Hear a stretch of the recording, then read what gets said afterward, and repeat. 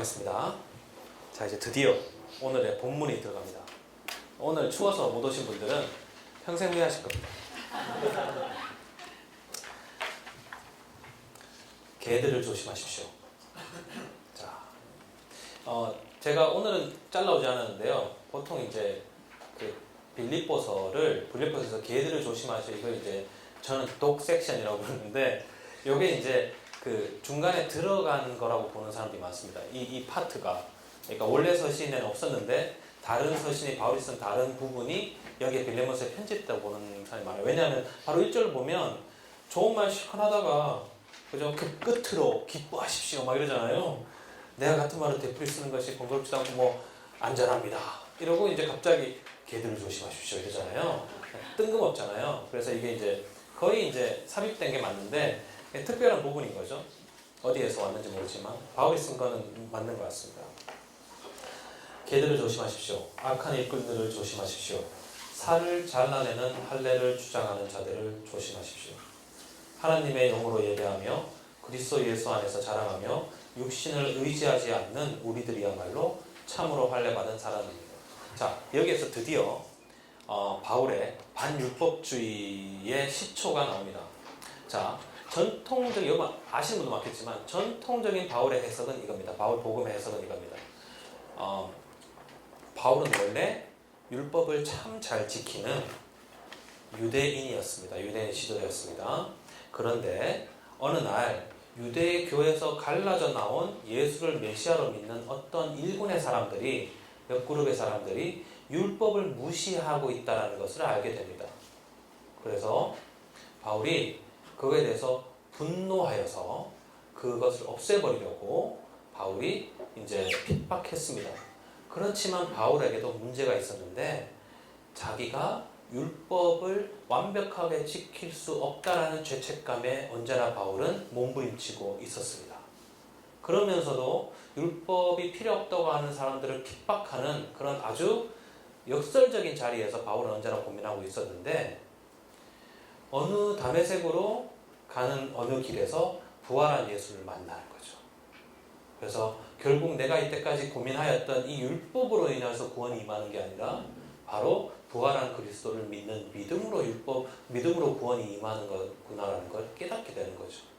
그래서 유대교라는 것이 바울에게는 구원을 위해서 버려야 되는 것이고, 그렇다면 새롭게 창조해야 될 구원의 어떤 새로운 것은 무엇이냐고 했을 때 바로 믿음으로 구원받는 종교이고, 그것이 기독교이고, 그것이 바울이 한 가장 위대한 업적이 되었다는 것이 전통적인 바울의 이해입니다.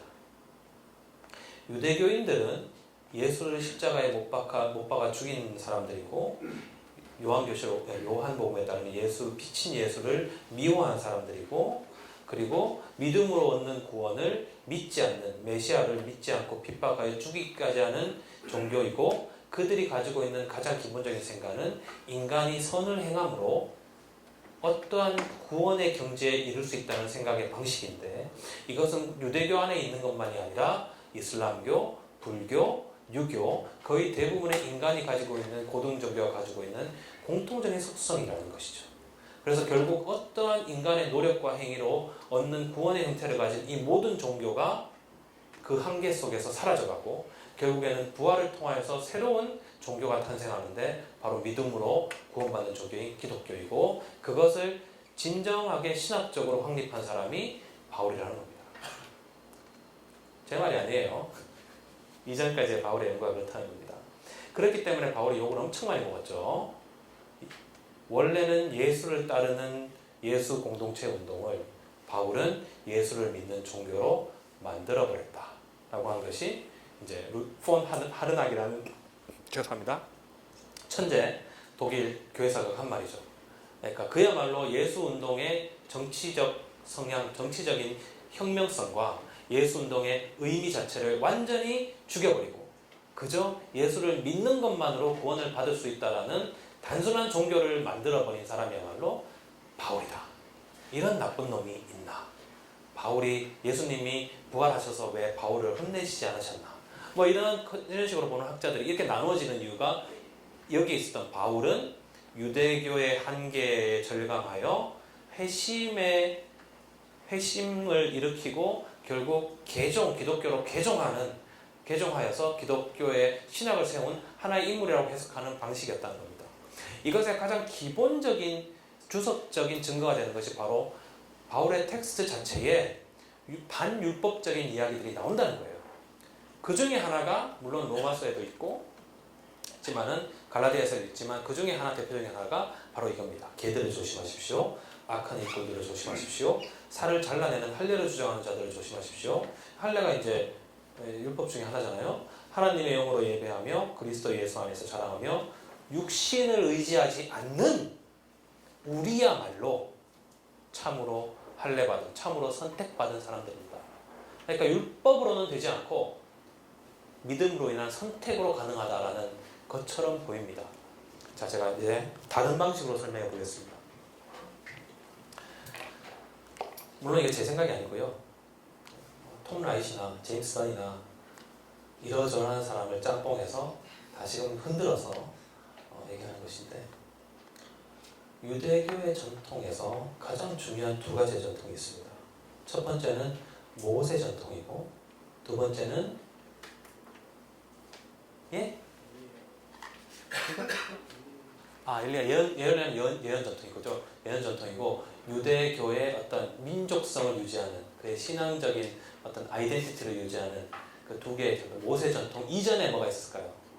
모세 이전에 아주 유명한 사람이 한 명 있죠. 아브라함 전통입니다. 자, 아브라함 전통에서 아브라함이 하나님한테 맞아 죽을 뻔한 일이 있죠. 그래서 뭘 받아서 생명을 부지하게 됩니다. 그때 받은 게 할례예요. 그러니까 할례 전통은 아브라함에서 나온 겁니다. 모세 전통은 율법 전통이죠. 이스라엘 백성들에게 율법보다 더 중요한 게 있었는데 그게 바로 아브라하믹 트래디션, 아브라함 전통이에요. 바로 할례입니다. 자, 할례는 뭔가 하면 할례 뭔지 다 아시죠? 네. 할례는 유대인들만의 전통은 아니었어요. 원래 가장 고전적 고대 할례 전통을 우리는 이집트에서 볼 수 있습니다. 그러니까 할례라는 걸 여러분 아시겠지만 지금도 아프리카에서는 할례 때문에 문제가 되지 않습니까? 무분별 할례 때문에. 자, 한마디로 이제 성기, 남성의 성기든 여성의 성기든, 남성의 성기가 대표적인 거지만 남성의 성기에서 가장 민감한 어떤 부분 위에를 덮고 있는 그 살점을 이제 잘라내는 거죠. 이것은 원래는 이집트 전통이 가장 오래된 전통입니다.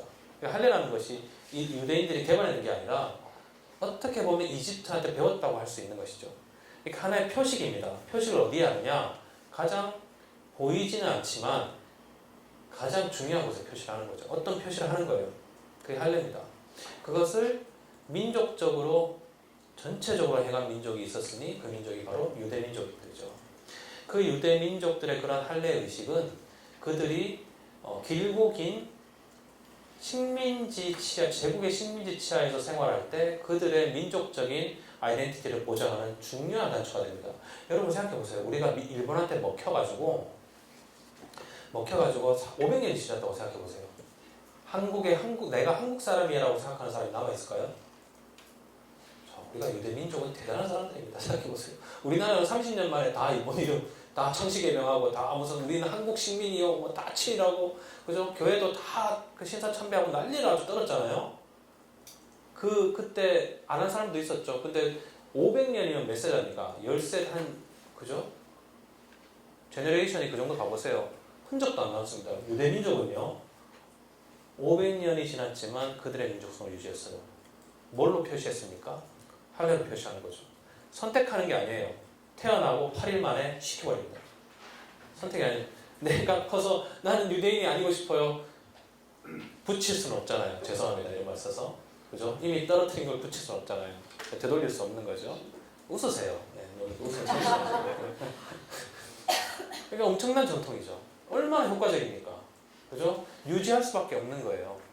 자, 게다가 로마의 도시에는 이게 이제 로마의 도시 전통이 아니라 그리스 도시 전통인데 짐네지움이라는 게 있습니다.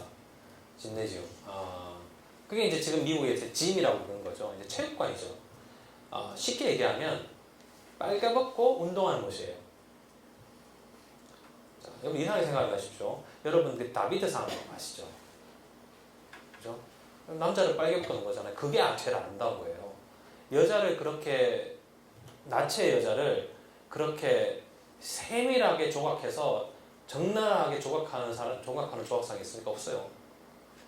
남성의 그 나이쯤에 그 16살, 17살 정도 되는 그 남자의 몸, 그 네이키드 바디, 그 벗은 몸이 가지고 있는 균형성이 가장 아름다운 거죠. 자, 짐네지움은 그런 가장 아름다운 몸을 드러낸 채로 이제 자유롭게 운동하고 이제 사회적인 행동을 퍼블릭한 그 공적인 그 관계를 쌓는 그런 어느 정도 귀족에 걸쳐 있는 그런 사람들이 하는 곳입니다. 그런데 유대인들은 딱 들어갈 때 이미 표시가 나죠. 그러니까 기본적으로 사회로 진출하여서 사회 안에서 뭔가가 되기도 힘들어요. 여러분 얼굴 색깔로 유대인들은 판별되지 않습니다. 여러분 아프리카에 가면 아프리카 유대인들이 무슨 색깔일까요? 까만색이에요. 자, 그러니까 여러분 예수님이 백인이었다라고 생각하시면 안 됩니다. 그죠? 딱 그 당시 미들 이스턴 중동 지역의 얼굴처럼 생긴 거예요. 자, 그런데 그러한 형식의 삶을 살던 사람들이 메시아 공동체 안에 들어왔는데 이 사람들이 할례라는 것이 누구의 전통이라고요? 아브라함의 전통이죠. 야훼 신앙의 가장 기본적인 아브라함 전통으로 내려온 그 할례의 전통을 지키는 것이 중요하다고 생각했던 거예요. 바울은 이것이 엄청나게 큰 문제라고 인식했어요. 자, 여기에서 시작되는 겁니다. 자, 바울이 자기의 복음을 전하기 전에 그렇게 생각했다는 것이 아니죠. 지금 제가 하는 저의 의견은 자기가 메시아 공동체를 만들고 그 메시아 공동체는 누가 들어왔겠어요? 유대인들도 있고, 그러니까 거의 이방인으로 화된 유대인들도 있을 것이고 그 안에 이방인들도 있고 여러 사람들이 있겠죠. 자, 그런데 그 안에서 만약에 우리가 믿는 것이 하나님 전통이고 야훼 신앙이라면 가장 우리의 조상인 아브라함의 조상, 우리는 아브라함의 자손이다. 무슨 말인가 하면 핏줄로 아브라함의 자손이 아니라 어떠한 믿음의 트레디션의 형태로 어떤 전통의 형태로 우리는 아브라함의 조상이 되는 거죠. 그거는 여러분이 보시면 바울조차도 그렇게 얘기를 해요. 그죠? 근데 바울의 그 레토릭이 아니라 이미 그게 레토릭이 있었던 거죠. 그러니까 지금도 우리도 그러잖아요. 우리 뭐예요? 아브라함의 자손이잖아요. 그렇게 얘기하잖아요. 그럼 뭐예요? 할례를 받자는 거예요. 어렸을 때 500년, 600년 동안이나 우리의 어떤 아이덴티티를 유지했던 가장 좋은 방법, 그 방법을 쓰는 게 뭐가 나쁘냐는 거죠. 그것도 이미 하나님의 처음 의인으로 인정하신 아브라함이 했던 방법인데 그게 뭐가 나쁘다는 거예요. 그 다른 사람들 유대인들은 다 하던 방법이니까 그것이 나쁘다고 생각하고 이상하게 생각하고 전혀 하지 않죠. 근데 바울은 극렬하게 반응했던 거죠. 거기에. 그 이유가 바울이 자기가 율법에서 회심했기 때문이 아니라 자기가 만든 메시아 공동체 안에 그러한 형식의 신앙의 형태가 뭐예요? 그리스도의 복음을, 메시아성을 해치는 거라는 생각이 있었기 때문이라는 거죠. 자, 다시 정리합니다. 바울에게 할례를 반대하는 생각이 있었던 것은 그가 그 이전에 생각해보세요. 바울 메시아 공동체 안에서 난 유대인이에요. 그러니까 나는 내 아들이 태어났어요. 내 아들이 메시아를 믿어요. 할례 시켜주고 싶어요. 왜냐하면 우리의 전통이니까. 바울이 뭐라고 했을까요? 괜찮아 해. 자, 그런데 옆에 있는 이방인 애가 아들을 낳는데 그건 멋있는 것 같아. 좋은 것 같아. 나 내 애들을 할례 시켜주고 싶어. 바울이 뭐라고 했을까요? 아마도 정말 원한다면 뭐가 나쁘겠냐 했을 거예요.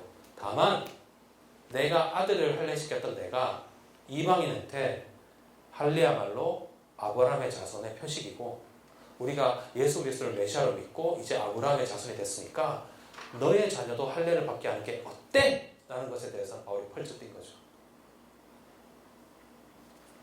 왜냐하면 그것이 결국에는 아브라함의 자손이 되는 조건 중에 하나가 되리라는 것을 예상했기 때문이에요.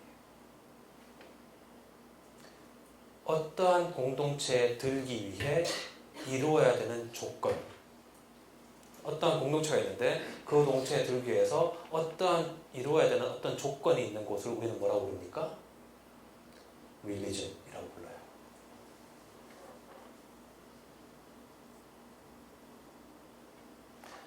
Not religion, but messianic.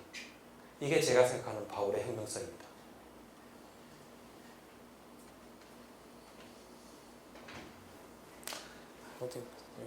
어디 가서 여러분 꼬지르지 마세요. 저 아직 잡혀가기 싫습니다. 자, 신앙은, 메시아의 신앙은 조건으로 만드는 게 아니에요. 네가 이것을 믿으면, 네가 이러이러한 체계를 받아들이면, 네가 이러이러한 조건을 행하면, 네가 이러한 것들을 행하면 우리의 공동체 안에 넣어주겠다. 이건 그리스도의 뜻이 아니라는 거죠. 그 어떠한 조건도 없는 곳. 뭐만 있어요? 메시아적 공동체의 삶의 방식이 있는 곳. 그게 바울이 생각하는 메시아 공동체라는 것이 아닐까요? 한번 읽어봅시다. 자, 여기서 3절에서 하나님의 영으로 예배하고 그리스도 예수 안에서 자랑하며. 여기 어떤 조건이 있습니까? 육신을 의지하지 않는. 여기서 육신이라는 건 뭔가 하면 바로 조건이에요. 조건. 어떤 것을 만들어내는 조건. 네, 좀 제가 이런 수업을 하기 때문에 원래 좀 이렇게 빌립보서 하는 수업이면 이것을 도출해내기 위해서 어떤 추석적 작업을 할 텐데 지금 그런 시간도 없고 우리가 지금 이제 이게 로마서까지 쭉 연결이 되는 거니까요. 이것이 바울의 초기 형태예요. 생각의 초기 형태. 이게 바울이 발전을 하게 돼요. 이 생각을 이미 갖고 있었던 것이 아니라 바울의 선교적 상황에서 나타난 일들에 대한 바울의 반응인 거죠. 자, 육신을 의지하지 않는 어떠한 그런 조건을 의지하지 않는 우리야말로 참으로 할례받은 사람들입니다. 하기야 나는 육신에도 신뢰를 두만 합니다. 야, 육으로 따져봐. 여기 육신이잖아요. 육으로 따져봐. 나야말로 육으로 따졌을 때 짱이지. 그죠? 5절에 여드레 만에 할례를 받았지? 이스라엘 민족 가운데 베냐민 집 첫째 왕이면 사울, 이름도 사울이고 히브리 사람 가운데서도 히브리 사람이고 율법이로는 바리새파 사람이고 율법으로는 내가 짱 먹는 거잖아요. 그죠? 열성으로는 내가 교회도 때려잡은 사람이고 그러니까 욕이잖아요. 조건으로 치면 내가 구원받기 위한 어떠한 종교 공동체에서 짱 먹기 위한 조건으로 치면 나만큼 그 조건을 다한 사람이 어디냐고요. 그러니까 율법의 의로는 흠잡을 데 없는 사람이란 거예요. 내가 바울이. 그러나 나는 내게 이루었던 것은 무엇이든지 그리스도 때문에 해로운 것으로 얘기해 되었습니다. 그뿐만 아니라 내 주 예수 그리스도를 아는 지식이 가장 고귀하므로 나는 그 밖에 모든 것을 해로 여깁니다. 나는 그리스도 때문에 모든 것을 잃었고 모든 것을 오물로 여깁니다. 나는 그리스도를 얻고 그리스도 안에 있는 사람으로 인정받으려고 합니다. 나는 율법에서 생기는 나 스스로의 의가 아니라 그리스도를 믿는 믿음으로 말미암아 오는 의 곧 믿음에 근거하여 하나님에게서 오는 의를 얻으려고 합니다. 자, 지금 이것은 아주 짧은 그야말로 이신칭의의 대표적인 구절이지만 우리가 그 컨텍스트를 보세요. 나야말로 율법에 의가 있는 사람이라고 바울이 얘기하고 싶은 거예요. 그러니까 어떠한 육적인 기준으로 조건으로 메시아적 공동체에 참여를 이야기할 수 없다는 걸 얘기하는 겁니다.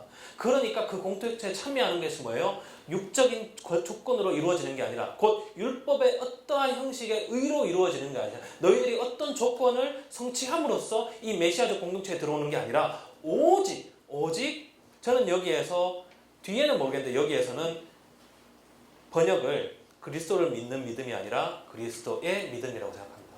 저는 그렇게 생각합니다. 그래야지 이것이 저는 이해가 돼요. 그러니까 나는 그 의가 나 스스로의 의가 아니라 그리스도의 faithfulness, 그리스도의 신실하심으로 말미암아 오는 곧 믿음에 근거하여, 그죠? 그 충성, 그 faithfulness, 신실하심에 근거하여 하나님에게서 오는 정의를 얻으려고 합니다. 그러니까 결국 하나님의 정의라는 것, 그죠? 하나님께서 세우시는 정의라는 것은 그것이 어떠한 그러니까 정의라는 것이 바로 메시아적 공동체 안에서의 삶, 메시아적 공동체라고 한다면 이루어가는 것이 정의라고 한다면 그것을 이루기 위해서 필요한 건 종교적인 조건이 아니라는 거죠. 어떠한 형식의 조건도 아니라는 거죠. 오로지 하나님에 대한 충성. 그것만 있으면 누구든지 받아들이겠다는 거예요. 하나님에 대한 정의에 대한 충성만 있다면, 그 충성심이 있다면, 그 결단이 있다면 누구든지 받아들일 수 있어요.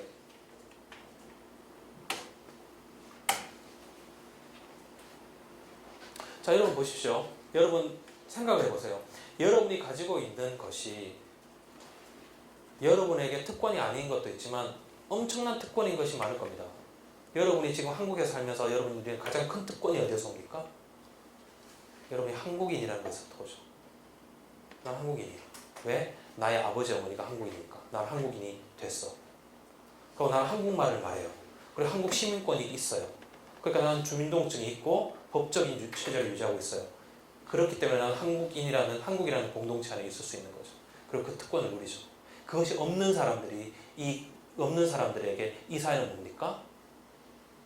불의한 사회죠.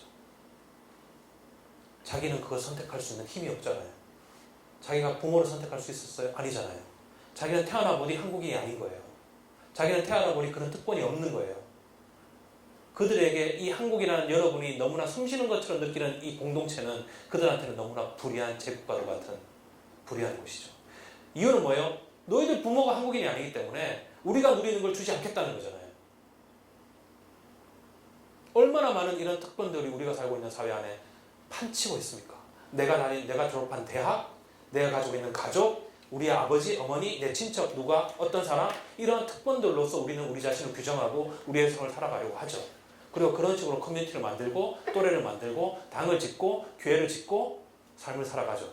바로 뭡니까? 그 어떤 것으로도 그런 생각을 하는 사람은 메시아적 공동체에 들어올 수가 없다는 거예요.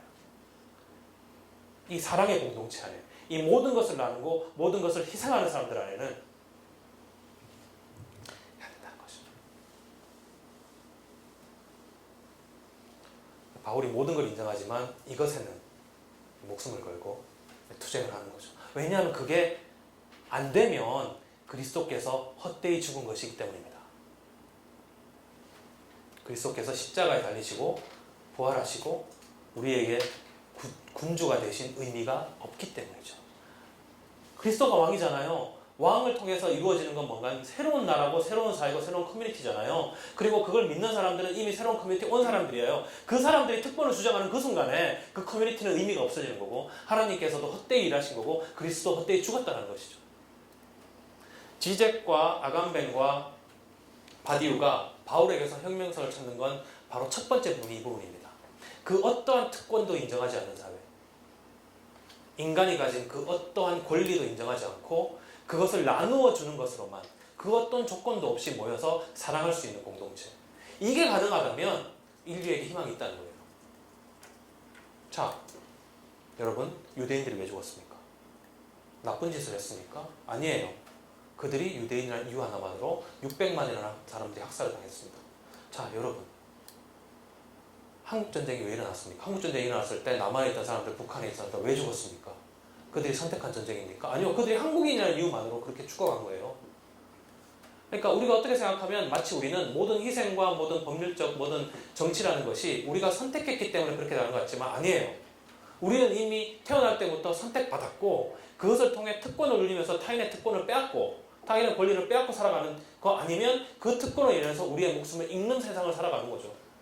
바울이 발견한 그리스도 안의 혁명석은 그 하나님의 나라는 바로 그렇게 죽어간 모든 특권을 포기하고 자기의 모든 특권을 포기하고 자기를 비우고 십자가에 죽어간 그 예수 그리스도는 바로 그 예수 그리스도가 왕이 되는 그 국가는 지금 우리가 살고 있는 이 세상이 돌아가는 방식과는 완전히 다른 곳이어야 된다라는 것이 바울의 생각이고 그런 것을 주장하는 그 어떤 사람도 다 개새끼라고 바울은 이야기하고 있는 겁니다. 그러니까 바울은 거기서 나오는 바울의 그 강렬한 그 어투가 이후에 반율법주의로 오해받게 된 겁니다. 제 의견이었고요.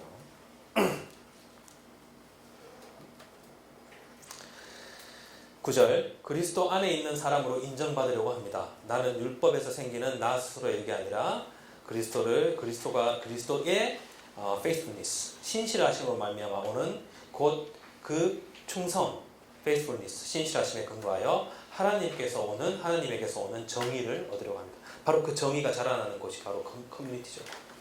내가 바라는 것은 그리스도를 알고 그분의 부활의 능력을 깨닫고 그분의 고난에 동참하여 그분의 죽으심을 받는 것입니다.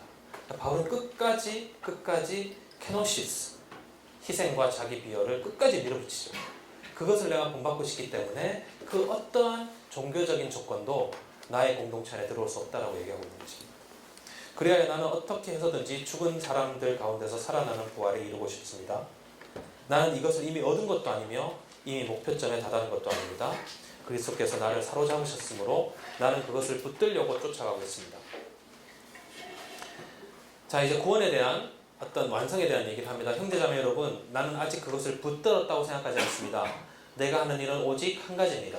뒤에 있는 것은 잊어버리고 앞에 있는 것을 향하여 몸을 내밀면서 그리스도 예수 안에서 하나님께서 위로부터 부르신 그 부르심의 상을 받으려고 목표점을 바라보고 달려가고 있습니다. 그러므로 누구든지 성숙한 사람은 이와 같이 생각하십시오. 여러분이 무엇인가를 달리 생각하면 하나님께서는 그것도 여러분에게 드러내실 것입니다. 어쨌든 우리가 어느 단계에 도달했든지 그 단계에 맞춰서 행합시다. 자, 형제자매 여러분, 다 함께 나를 본받으십시오. 여러분이 우리를 본보기로 삼은 것과 같이 우리를 본받아서 사는 사람들을 눈여겨보십시오. 나는 여러분에게 여러 번 말하였고 지금도 눈물을 흘리면서 말하지만 그리스도의 십자가의 원수로 살아가는 사람이 많이 있습니다. 바울이 이제 앞에서 얘기했던 개들을 조심하라는 얘기를 하는 거죠. 그러니까 율법적 어떤 조건, 그런 것들에 얽매이는 사람을 얘기하는 겁니다. 그들의 마지막은 멸망이다. 왜 멸망이에요? 그들의 기본적인 생각의 방식이 세상이 돌아가는, 제국이 돌아가는 방식과 똑같죠. 그래서 그리스도 메시아 공동체가 바로 서는 것은 그들의 뭐의 징조라고 그랬어요? 멸망의 징조죠. 그러니까 여러분이 그리스도의 증거가 된 것이 바로 그들에게 멸망의 징조죠. 그러니까 그들의 마지막이 당연히 멸망인 거죠. 자, 여러분이 그렇게 살지 못하면 그들에게는 멸망이 없는 거죠. 그들이 흥하게 되는 거죠. 왜냐하면 이 세상에 하나님의 메시아 공동체는 없는 거니까. 그리스도의 복음이 없는 거니까요. 그들은 배를 자기네 하나님으로 삼고 자기네 수치를 영광으로 삼고 땅의 것만을 생각합니다. 자, 여기서 땅의 것이 바로 육의 것입니다. 바울이 이제 앞으로 여러 가지 방법으로 육의 것을 설명할 텐데 여기에서 말하는 육의 것이라는 건 이제 조건이죠. 조건. 할례라는 조건, 율법이라는 조건. 자, 그 조건이라는 것이 바로 자기들의 수치가 되는 거죠. 자, 무슨 말입니까? 너희들이 율법으로 해볼래? 좋아. 율법으로 심판해볼게. 이런 거죠. 그러니까 바울에게는 율법으로 흥한 자 율법으로 망하는 거고 메시아의 믿음으로 흥한 자 메시아에 의해서 판단받는 거예요. 그러니까 either A or B예요. 율법, 법으로 가든 여기서 말하는 법은 율법만이 아니라 우리가 커뮤니티를 만들기 위해서 하는 모든 접근과 폭력들, 이것들로 너희들이 한번 세워볼래? 나라를 한번 세워보고 커뮤니티를 세워볼래? 그래, 율법으로 해보자. 하나님 앞에서 율법으로 심판받으면 어떻게 하는지 한번 봐. 이거죠? 그것에 대한 이제 elaboration, 그러니까 이렇게 아주 첨예한 그 논쟁은 바울이 어디에서 다시 하는가 하면 로마서에서 다시 시작합니다. 그래, 율법으로 한번 세워볼래? 자, 율법의 결과가 뭔지 얘기해볼게. 이러면서 이제 얘기를 하는 거죠. 근데 그게 결국에는 그들의 수치라는 거예요. 수치스러운 것을, 부끄러운 것을 가지고 붙잡고 살아가려고 하는 것입니다. 그러나 우리의 시민권은 하늘에 있습니다. 그곳으로부터 우리는 구주로 오실 주 예수 그리스도를 기다리고 있습니다. 그분은 만물을 복종시킬 수 있는 권능으로 우리의 비천한 몸을 변화시켜서 자기의 영광스러운 몸과 같은 모습이 되게 하실 것입니다. 자, 이것이 21절에서 이거 체크하고 넘어갈게요. 이게 부활입니다. 이게 부활입니다. 그러니까 예수 그리스도께서, 이것이 이제 고린도 전서 15장에 가면 좀 더 명확하게 설명이 되는데 결국에는 예수 그리스도께서 그 권세를 잡으셨잖아요. 만물을 복종시킬 수 있는 권능으로. 자, 뭐를 통해서 그 권능을 받으셨죠? 모든 것에 복종하심으로써, 하나님의 정의에 완전히 복종함으로써 만물을 복종시킬 수 있는 권능을 받으셨죠. 자, 그 권능으로 하는 일은 우리의 이 세상을 살아가는 우리의 이 부족한 비천한 몸을 변화시켜서, 그죠? 그 권능을 받은 부활에, 그러니까 기본적으로 첫 번째로 이게 있는 거예요. 예수님은 자기를 비워 복종시켜서 죽음까지 이르게 하셨다. 거기에 대한 하나님이 그를 영광스럽게 하신 방법이 뭐예요? 부활시키신 거잖아요. 자, 그리고 부활시키시고 난 다음에 하나님께서 그에게 모든 세상의 권능을 다 주셨죠. 자, 우리는 그를 따르는, 나는 그를 따르는 사람이고 너희들은 나를 본받는 사람이죠. 그러니까 우리는, 바울이 뒤에도 이제 얘기하겠지만 십자가 신학이 나오면 얘기하겠지만 우리는 죽는 사람들이죠. 예수와 함께 죽어가야 되는 사람들이죠. 그럴 뜻은 뭔가 하면 죽어야 된다는 말은 예수의 겸손을 배우고 예수의 희생을 배우고 그렇게 살아라는 얘기죠. 그래서 고난을 받으면 기뻐해야 된다는 얘기죠. 그러면 그렇게 되면 결과는 뭡니까? 예수님이 받은 결과하고 똑같이 가야 되는 거잖아요. 그러니까 부활신앙이 나온 겁니다. 단순히 어떠한 부활이라는 것이 이런 마지막 날에 오면 여러분 이렇게 되고 이렇게 되는 게 아니라 바울이 예수의 부활을 보면서 확신했던 그 신학을 가지고 그의 메시아적 공동체에 적용시키고 있는 거죠. 그러니까 부활이라는 것은 철저하게 너희들이 예수 그리스도의 겸손과 희생을 따랐을 때만 영광성으로 참여하는 부활이에요. 적어도 지금 바울이 얘기하는 부활, 데살로니가 전서에서 나오는 부활. 자, 바울은요, 여러분 지금 만약에 어떤 여러분 청년 한 명이 여러분에 나와서 묻습니다. 저기 전사님, 목사님, 지금 저희 아버님께서 한 달 전에 돌아가셨는데 아버님 어떻게 되셨을까요? 보통 우리 설교 들으면 지금 그 썩어질 육체는 흙으로 돌아가고 합니까? 영혼은 지금 하늘 올라가서 하나님 주의 품에 안겨 있다 이렇게 얘기하잖아요. 바울식으로 얘기한다. 물론 우리가 교회의 전통을 무시할 수 없어요. 교회 신앙을 무시할 수 없고 교회의 어떤 전통을 무시할 수 없죠. 바울식으로 얘기하면 이게 철저하게 영재주의적인 생각이죠. 이원론적인 생각이죠. 바울에게는 잠자고 있는 거예요. 그가 예수의 삶을 따랐다면 그가 영광스러운 몸으로 예수님이 오실 때에 영광에 참여하게 되겠죠. 그 길이 방법이 바로 부활에 참여하는 거겠죠. 그러니까 부활이라는 여기에서 이 신학에서 바울이 이야기하는 것은 그 부활은 누구만 참여하는 거예요. 그 길을 간 메시아 공동체만 참여하는 거예요. 사망은 죄의 삭시고 그 사망의 결과는 멸망인데 그 멸망은 결국에는 그의 메시아 공동체에 참여하지 않은 세상의 권력과 권세로 율법적인 삶으로 인간의 삶을 규정하고 만들려 했던 사람들이 받게 되는 심판이죠. 물론 이제 요한계시록 하면 얘기가 달라지죠. 그러니까 그건 어쩔 수 없는 거잖아요. 성경이 좀 다른 거는 여러분이 어쩔 수 없는 건데 바울은 그렇다는 거예요. 바울은. 왜냐하면 그것이 왜 그런가 하면 바울이 뭔가 예지를 하고 뭔가 이렇게 해서 나오는 것이 아니라 그의 부활신학과 십자가신학에서의 결과로 나오는 것이죠. 그러니까 바울에게 부활은 굉장히 중요한 거예요. 그냥 당연히 받는 것도 아니고 구원받았기 때문에 받는 것도 아니고 내가 예수 그리스도를 구주로 입으로 고백했기 때문에 받는 게 아니라 예수 그리스도의 겸손과 희생에 참여한 사람들이 그가 받은 영광과 같은 영광에 참여하는 방법이 바로 부활이라는 거예요. 그러니까 바울은 부활이 있어야 되는 거죠. 부활이 없으면 신앙도 필요 없고 예수의 죽음도 필요 없고 아무 필요 없는 거예요. 왜냐하면 우리가 받아야 될 영광이 거기 있기 때문에. 부활이 있기 때문에. 그러므로 사랑하고 시간이 좀 남았으니까 그거 얘기하고 넘어가죠. 제가 이제 조금씩 강조했었는데요. 이제 아마 마지막으로 한 번 더 강조하게 되지 않을까. 제가 그쵸, 오케이.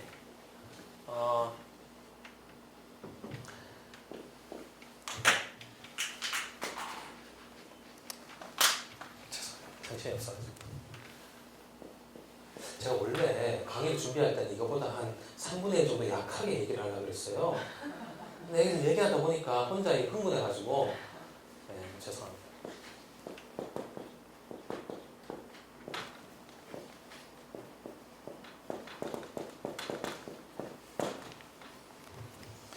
자, 우리가 보통 그 당시 시대를 얘기할 때 종교와 정치가 분리되지 않는 사회라고 얘기하잖아요. 저는 이거를 최근 몇 년 전까지 이해를 못했어요. 도대체 어떤 사회가 그럴까? 이런 식으로 생각을 해보자고요. 종교가 빠를까요? politics가 빠를까요? 여기서 politics라는 건 이제 어떤 형태의 governmentality, 이제 어느 정도 확립된 그 커뮤니티를 치리하는 방식을 politics라고 해보자고요. 릴리전이 먼저예요? politics가 먼저예요?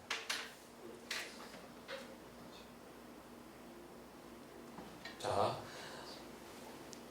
가족 공동체를 가족 중심의 공동체 이후에 인간의 공동체가 조금 커졌을 때 가졌던 제일 초기의 공동체 형태가 뭘까요?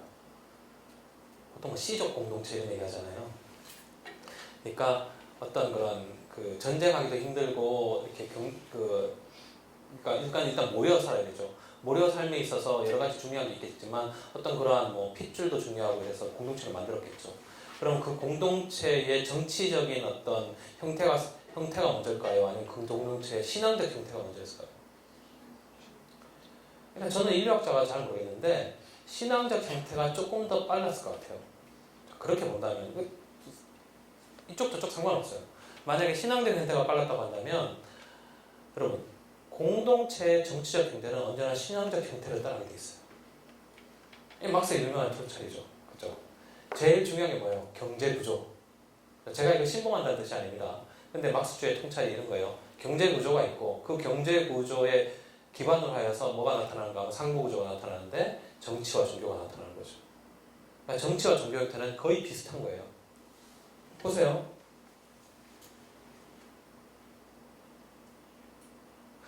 고대의 종교의 형태에서 고대 그리스 로마의 신관이 그리스의 신관이 어땠어요? 다신이죠. 그러면서 막 제우스하고 헤라하고 막 뭐 이렇게 싸우기도 하고 뭐 서로 신들끼리 싸우고 난리치잖아요. 그때에 그들이 갖고 있던 종교적 정치적 형태가 폴리스죠. 폴리스를 유지하는 기본적인 형태는 민주정치예요. 그죠? 그 시대가 지나서 제국의 시대가 오면 신은 뭐예요? 기본적으로 어떤 그런 가장 큰 힘을 가진 신 형태로 이제 해처모여를 하기 시작하죠. 그래서 최고신이 있고, 그죠? 그 밑에 신하들처럼 위계가 있는 형태가 되죠.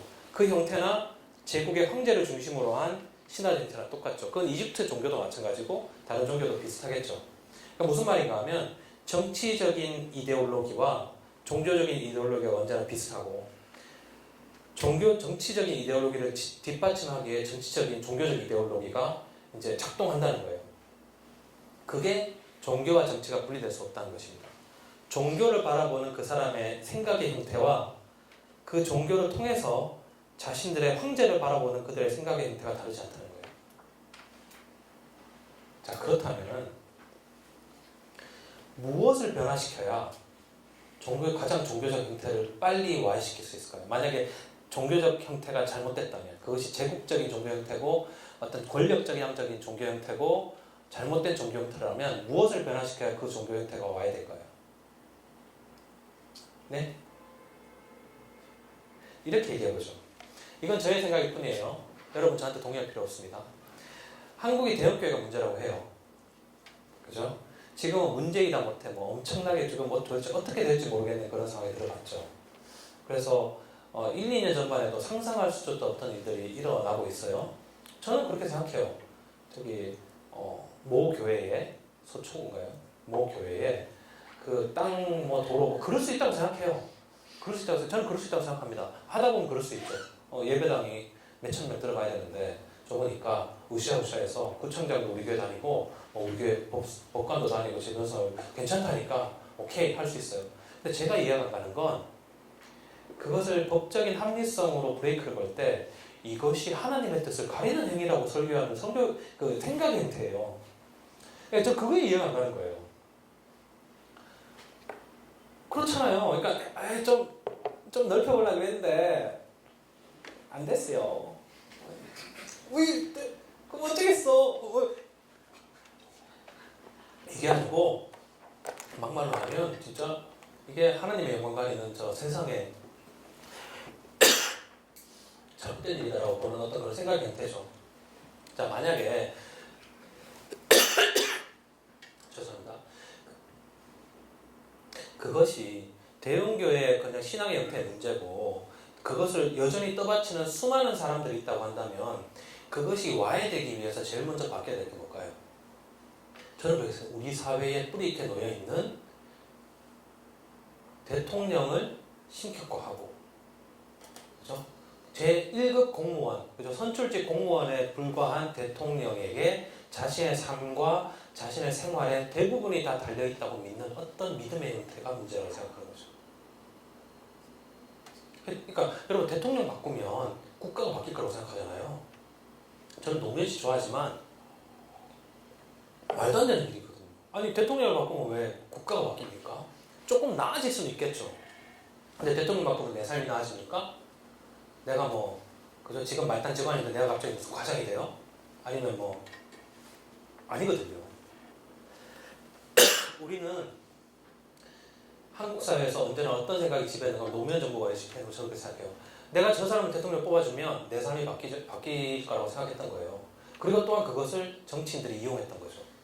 근데 어떻게 대통령이 바뀐다고 그 사람의 생활이 바뀌겠어요? 그래서 끼케야 그 사회가 조금 더 악화된 것을 막고 그 사회가 굉장히 잘못된 부분을 좀 고치는 거에 제하셨겠죠. 정말 그 사회를 바뀌려면 우리는 대통령을 뽑아야 될 게 아니라 황제를 뽑아야죠. 모든 군대의 그 통수권을 한 손에 쥐고 로마 황제가 그런 사람이잖아요. 그 말단 직원, 말단 군인까지 다 봉급을 자기 손으로 주면서 자기 한마디면 로마의 시민 정도는 몇만 명이고 몇천 명이고 한꺼번에 죽일 수 있는 정도의 권력을 줘야 그 사회를 바꾸죠. 대통령이 무슨 힘이 있다고 그 사회를 바꾸겠어요? 무슨 말인가 하면 우리가 종교 지도자에게 원하는 어떤 형태가 그런 거예요. 내가 저 사람에게 나의 충성심, 나의 믿음을 맡겨놓으면 내가 앞으로 살아가는데 나의 영적인 삶은 보장이 되겠다는 어떤 그런 생각들. 그냥 그런 대로 똑똑하고 성스러워 보이고 멋있어 보이는 저 사람에게 나의 모든 맡기면 이것이 돌아가겠다. 문제는 뭔가 하면 이것을 바꾸려면 그냥 결론으로 가면 정치 형태를 바꾸면 되는 거죠. 그 삶인 사회가 돌아가는 정치의 팔리틱스의 형태를 완전히 바꾸면 자연적으로 권위 중심 체제 대형교회는 무너지게 돼 있어요. 제 생각에 바울은 그런 생각을 했던 것 같아요.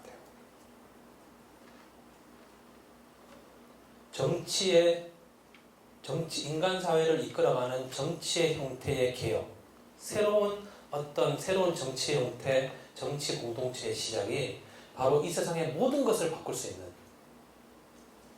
가장 빠른 방법이다라고 생각했던 것 같아요. 성공했을까요? 실패했을까요?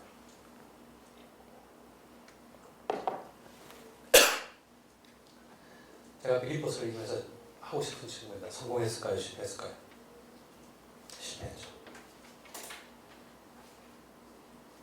왜 실패했을까요?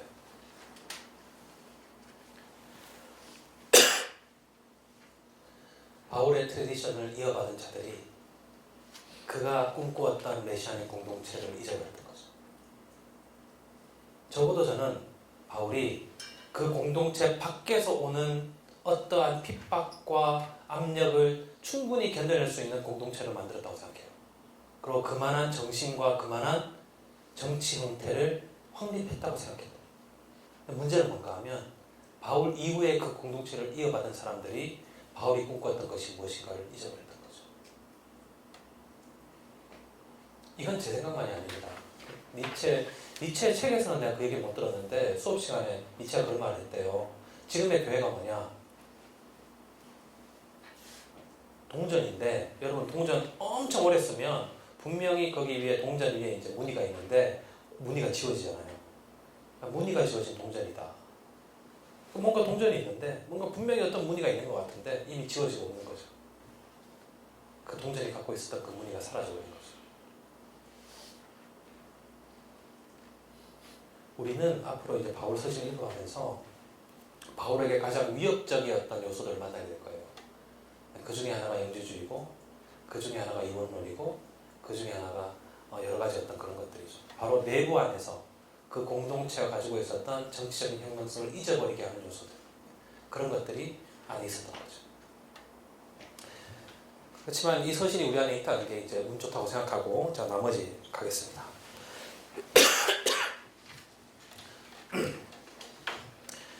그러므로 사랑하고 사모하는 나의 형제자매 여러분, 나의 기쁨이요 나의 멸류가 아닌 사랑하는 여러분, 이와 같이 주님 안에 굳건히 서 계십시오. 나는 요오디아에게 권면하고 순두기에게도 권면합니다. 주님 안에서 같은 마음을 품으십시오. 그렇습니다. 나의 진정한 동지여, 그대에게도 부탁합니다. 이 여인들을 도와주십시오. 이 여인들은 글레멘도와 그 밖에 나의 동역자들과 더불어 복음을 전하는 일에 나와 함께 애쓴 사람들입니다. 그들의 이름은 생명책에 기록되어 있습니다. 주님 안에서 항상 기뻐하십시오. 다시 말합니다. 기뻐하십시오. 여러분의 관용을 제네러시티, 그죠?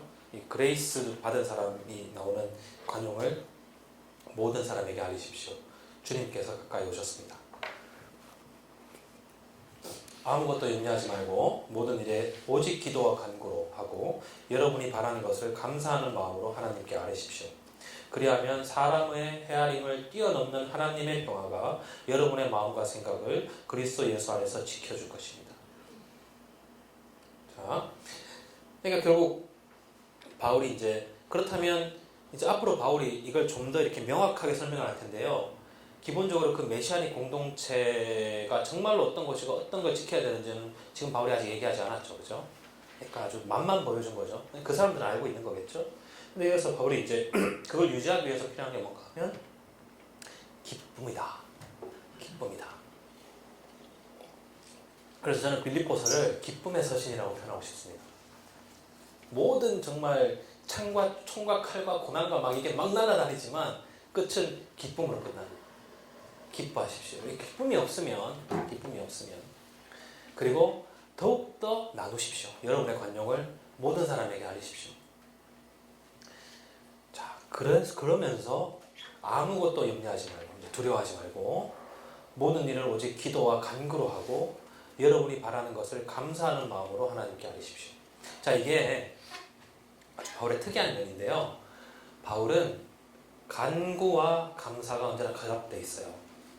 감사는 내가 받은 것을 기뻐하는 마음이고 간구는 내가 없는 것을 아뢰는 거잖아요. 그런데 바울은 이 두 개가 합쳐져 있죠.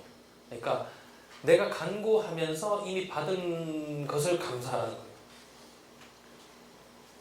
거예요. 이게요, 여러분이 필요한 게 아니라는 게 문제죠.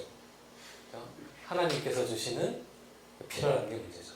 그러니까 이 공동체를 살아가면서 필요한 게 있거든. 이야기하면 주신다는 거예요. 하나님께서 이야기하면 주신다는 거예요. 자, 그 필요한 게 뭐였어요? 저도 필요한 게 뭔지 알았죠. 자, 필요한 게 뭐였어요? 이 공동체를 유지하기 위해서. 틀려도 괜찮습니다.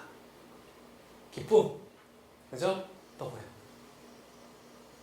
겸손, 그죠? 나눔, 사랑, 지식, 통찰, 그죠? 보통 사람들은 관심 없는 거죠.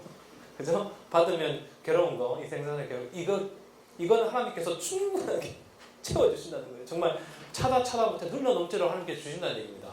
그거를 간구하는 거예요. 내가 어떻게 주위 사람을 사랑할까? 내가 어떻게 이 사람을 어떻게 나눌까? 이런 거 고민할 필요가 없다는 거예요. 염려할 필요가 없어요. 하나님께서 그냥 하나님, 제가 나누고 싶습니다. 저에게 나누고 싶은 마음을 주십시오. 바로 준단 말이에요. 하나님, 제가 나누고 싶습니다. 그러니까 10억만 먼저 좀 땡겨주십시오. 이건 안 준단 말이죠. 바울이 생각하기 이건 안 주는 거예요. 이런 것들은 바울 하나님께 주시는 겁니다. 그래서 이것을 아무것도 염려하지 말고 모든 일에 기도와 간구로 너희 구할 것을 감사함으로 하나님께 아뢰라 그러면서 기도할 때 여러분 하나님께 여러분이 원하는 것 아니십시오. 그리고 받은 걸 감사하십시오. 그럼 하나님께 주실 것입니다. 콘텍스트가 없잖아요.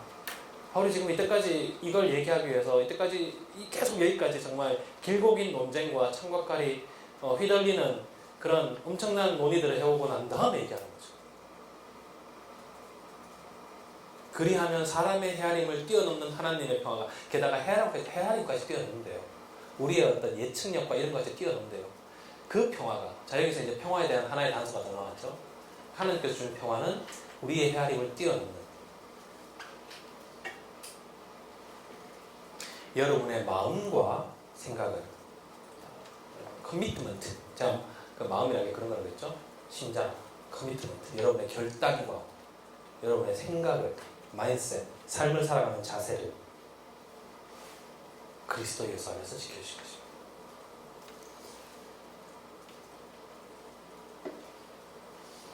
그러니까 바울이 약속하는 것들은 명확하다고 생각합니다. 저는 정말 명확한 것만 약속한다고 생각합니다.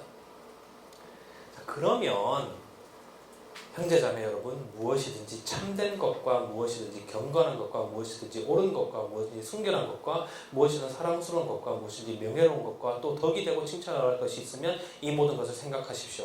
자, 이것들이 다 뭡니까? 다 생각인데 이 생각은 누가 주관하세요? 하나님이 주관하시는 거고 자, 그러니까 이게 뭔가 경건한 것, 참된 것, 옳은 것, 순결한 것, 사랑스러운 것, 명예로운 것, 덕이 되고 칭찬을 하는 것. 자, 생각해 보세요. 여러분 생각 속에서 그냥 상상해 보세요. 참된 것 뭐가 떠오릅니까? 경건한 것 뭐가 떠오릅니까? 옳은 것, 순결한 것, 사랑스러운 것, 명예로운 것, 덕이 되고 칭찬하는 것 뭐가 떠올라요? 그거 다 아니에요. 그거 다 아니에요. 그렇죠? 여러분이 생각하는 그 어떤 것도 아닙니다. 하나님께서 주시는 그 메시아적 공동체 안에서 그냥 필요한 것을 다 받은 사람들이 판단하는 옳은 것, 순결한 것, 정의로운 것, 바로 그리스도의 유익에 참여하고 모든 것을 희생과 사랑으로 내어놓기에 각오한 사람들만이 판단하고 생각할 수 있는 거예요. 그게 진정으로 순결하고 옳은 것이죠. 그래서 바울이 이제 통찰력 이런 거 굉장히 중시하지 않습니까? 통찰력마저도 뭡니까? 사랑을 통해서 하나님께서 주시는 거죠.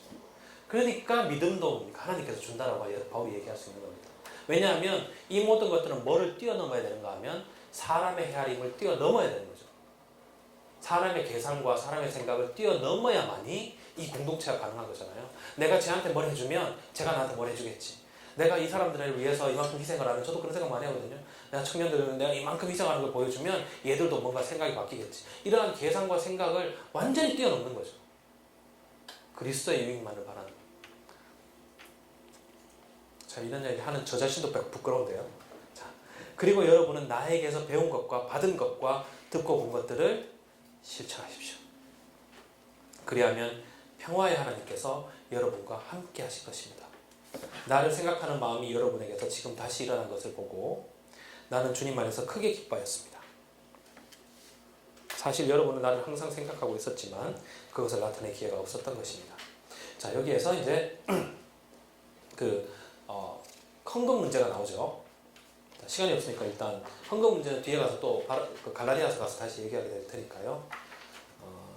많은 사람들이 바울이 이제 자기가 전도한 교회나 다른 교회에 선교를 명목으로 삥을 뜯었다고 생각하는데 바울이 여기서 이제 나눔을 강조할 때 이 헌금의 어떤 나눔은 원천적으로 그런 성격하고 다릅니다. 내가 선교를 갔으니까 선교금 보내라 이거 완전히 다른 얘기예요. 내가 궁핍해서 이렇게 말하는 것이 아닙니다. 나는 어떤 처지에서도 스스로 만족하는 법을 배웠습니다. 자, 이게 이제 나를 본받으라고 하는 말 이제 뒤에 나온다고 한다면 이게 굉장히 중요하죠. 이걸 여러분한테 적용시켜 보세요. 저도 저한테 적용시켜서 얘기해 볼게요. 나는 비천하게 살 줄도 알고 풍족하게 살 줄도 압니다. 배부르거나 굶주리거나 풍족하거나 궁핍하거나 그 어떤 경우에도 적응할 수 있는 비결을 배웠습니다. 나에게 능력을 주시는 분 안에서 나는 모든 것을 할 수 있습니다. 자, 생각해 보세요. 바울이 지금 이것을 딱 떨어놓고 보면 바울이 무슨 이제 슈퍼맨인 것 같고 나는 모든 거에 만족하는 훈련된 사람이고 그리고 나에게 능력 주시는 분에 나는 모든 것을 할 수 있다라고 얘기했는데 컨텍스트는 뭡니까? 이미 읽었잖아요. 나는 죽으면 죽으리라잖아요. 모든 것을 할 수 있는 거예요. 난 죽을 수 있다 이 말이죠. 안 되면 죽으면 그만이지 난 건 아니지만 죽을 수도 있는 사람에게 못하는 게 뭐가 있겠습니까? 이게 그리스도의 유익으로 모든 것을 맡기고 한 그런 마인드셋이 있고 생각이 있고 삶의 자세가 있으니까 이 얘기를 할 수 있는 것이지. 마치 내가 하나님을 믿고 그리스도를 믿으면 그 능력 주신 안에서 내가 모든 일을 할 수 있는 얘기가 아니잖아요. 이 바울이 지금 얘기했던 그 수많은 그 부활의 확신과 믿음의 형태가 있기 때문에 이게 가능한 것이죠. 그러나 여러분이 나의 고난에 동참한 것은 잘한 일입니다. 빌립보의 교우 여러분도 아는 바와 같이 내가 복음을 전파하던 초기에 마케도니아를 떠날 때에 주고받은 일로 나에게 협력한 교회는 여러분밖에 없습니다. 자, 정말 힘들 때 자기를 도와줬단 말이죠. 내가 데살로니가 있을 때도 여러분 내게 쓸 것을 몇 번 보내주었습니다. 나는 선물을 바라지 않습니다. 나는 여러분의 장부에 유익한 열매가 늘어나기를 바랍니다. 왜냐하면 이것이 다 내가 여러분의 삥을 뜯은 게 아니라 여러분이 그리스도의 유익을 위해서 나에게 참여한 것이기 때문이죠. 나는 모든 것을 받아서 풍족하게 지내고 있습니다. 나는 여러분이 보내준 것을 에바브로디도로부터 받아서 풍족합니다. 그것은 아름다운 향기이며 하나님께서 기쁘시게 받으신 제물입니다. 나의 하나님께서 자기의 풍성하심을 따라 그리스도 예수 안에 있는 영광으로 여러분에게 필요한 것을 모두 채워주실 겁니다. 하나님 우리 아버지께 영광 있기를 빕니다. 아멘. 그리고 마지막에 또 이게 그리팅 얘기가 나오는데요. 그리스도 예수 안에 있는 모든 성도에게 문안하십시오. 나와 함께 있는 교우들이 여러분에게 문안합니다. 모든 성도가 여러분에게 문안합니다. 특히 황제의 집안에 속한 사람들이 여러분에게 문안합니다. 자, 이게 무슨 말인지 모르겠는데요. 이게 그냥 황제의 시저라고 표현이 되어 있는 거예요. 그러니까 여기에 대해서 여러 사람들이 복잡한 생각을 많이 하는데 뭐 이말밖에 없으니까 뭐 특별히 복잡한 생각을 할 것 없습니다. 그냥 황제 집안에 있는 사람들도 우리 편이 좀 됐으니까 야 대단하지 않냐 뭐 이런 식으로 볼 수도 있겠죠. 주 예수 그리스도의 은혜가 여러분의 심령과 함께 있기를 바랍니다. 자 하나만 체크하겠습니다. 19번에 그리스도 예수 안에 있는 영광이라는 표현이 나왔습니다. 이게 바울이 지금은 좀 초기적인 텐데 이제 가면 자주 나옵니다. 그러니까 엔 크리스토스라는 말을 많이 하잖아요. 그리스도 안에 있는 영광이라는 표현을 하는데 영광이라는 표현만 하고 이게 말하고 오늘 마치게 1분만 더 주십시오. 영광이라는 것은 한마디로 빛이라고 생각하시면 됩니다. 그리스도 안에 있는 빛이죠. 자, 그리스도 안에 있는 빛인데 내가 그리스도 안에 있으면 뭐에 참여하는 거예요? 그 빛에 참여하는 것이고 내가 그 빛의 주관, 그 빛의 통로가 되는 겁니다. 그러면 내가 하나님께 영광을 돌리면 뭐가 나타나게 됩니까? 예? 빛이 나타나는 거죠. 빛이. 내가 나타나는 건가요? 빛이 나타나는 거죠. 그리스도의 빛이라는 게 뭔가 하면 그 진리의 빛이고 이제 그 당시에 이제 빛이라고 하면 그런 의미가 있습니다. 철학적으로 그런 의미가 있습니다. 진리의 빛이고 조명의 빛이고 이제 밝혀주는 빛이죠. 어거스틴 이걸 통해서 조명론을 만들어내는데 쉽게 이 얘기만 하려고 얘기한 겁니다. 보통 이제 그 영화 배우나 이제 뭐 이렇게 상 받을 때 하나님께 영광을 돌린다 이런 얘기 하잖아요. 빛나요? 거기 뭐가 빛납니까 거기? 그게 하나님의 빛입니까? 자기가 그만큼 겸손하다는 걸 드러내려고 하는 걸로밖에 저는 안 보이거든요. 그게 하나님의 영광은 무슨 상관입니까? 그 사람이 열심히 해가지고 연기해가지고 상 받는 것과 하나님의 영광이 무슨 상관이겠어요? 여기에서 보면 바울이 얘기하는 그리스도 안에 빛은 무엇을 통해 드러나는 겁니까? 공동체의 삶을 통해서 개인의 삶을. 그러니까 공동체가 모여서 이 세상의 법과 폭력에 쓰러지지 않고 두려워하지 않고 그리스도께서 실천한 그리스도께서 보여주신 메시아로서의 그 겸손과 희망을 따라 그리스도의 믿음을 힘입어 구원의 길을 가는 그들을 통해 드러나는 그 빛이 바로 영광이죠. 오늘 여기까지 하겠습니다. 다음 주에 뵐게요. 고맙습니다.